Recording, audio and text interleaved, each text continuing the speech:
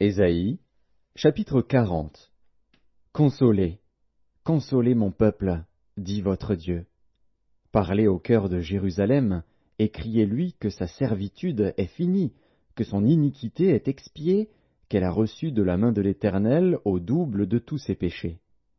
Une voix crie, préparez au désert le chemin de l'Éternel, aplanissez dans les lieux arides une route pour notre Dieu. Que toute vallée soit exaucée, que toute montagne et toute colline soient abaissées, que les coteaux se changent en plaines, et les défilés étroits en vallons. Alors la gloire de l'Éternel sera révélée, et au même instant toute chair la verra, car la bouche de l'Éternel a parlé. Une voix dit, crie, et il répond, que crierai-je?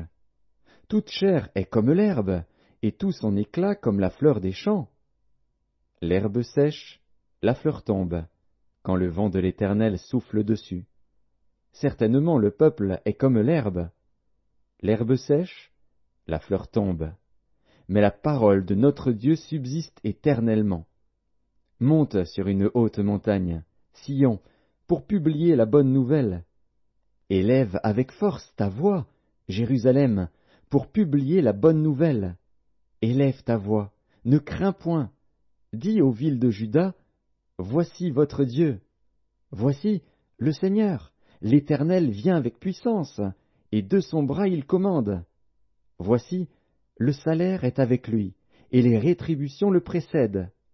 Comme un berger, il paîtra son troupeau, il prendra les agneaux dans ses bras, et les portera dans son sein. Il conduira les brebis qui allaitent. Qui a mesuré les eaux dans le creux de sa main, pris les dimensions des cieux avec la paume, et ramassé la poussière de la terre dans un tiers de mesure? Qui a pesé les montagnes au crochet et les collines à la balance? Qui a sondé l'esprit de l'Éternel, et qui l'a éclairé de ses conseils? Avec qui a-t-il délibéré pour en recevoir de l'instruction? Qui lui a appris le sentier de la justice? Qui lui a enseigné la sagesse et fait connaître le chemin de l'intelligence?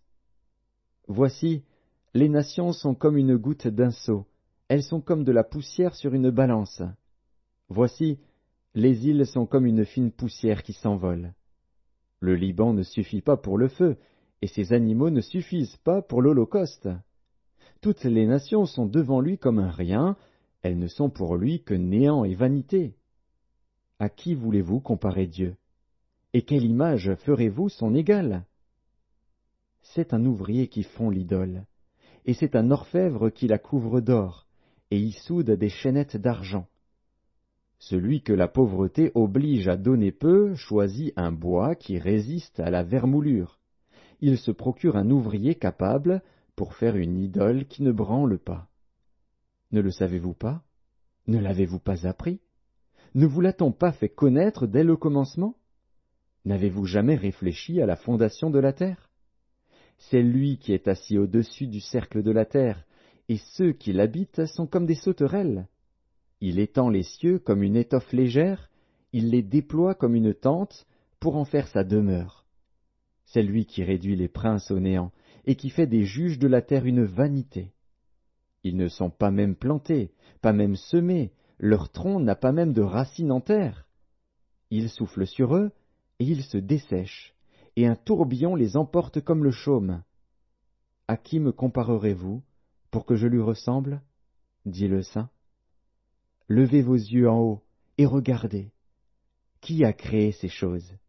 Qui fait marcher en ordre leur armée? Il les appelle toutes par leur nom. Par son grand pouvoir et par sa force puissante, il n'en est pas une qui fasse défaut. Pourquoi dis-tu, Jacob? Pourquoi dis-tu, Israël? Ma destinée est cachée devant l'Éternel, mon droit passe inaperçu devant mon Dieu. Ne le sais-tu pas? Ne l'as-tu pas appris? C'est le Dieu d'éternité, l'Éternel, qui a créé les extrémités de la terre. Il ne se fatigue point, il ne se lasse point. On ne peut sonder son intelligence. Il donne de la force à celui qui est fatigué, et il augmente la vigueur de celui qui tombe en défaillance. Les adolescents se fatiguent et se lassent, et les jeunes hommes chancellent. mais ceux qui se confient en l'Éternel renouvellent leur force. Ils prennent le vol comme les aigles. Ils courent et ne se lassent point. Ils marchent et ne se fatiguent point.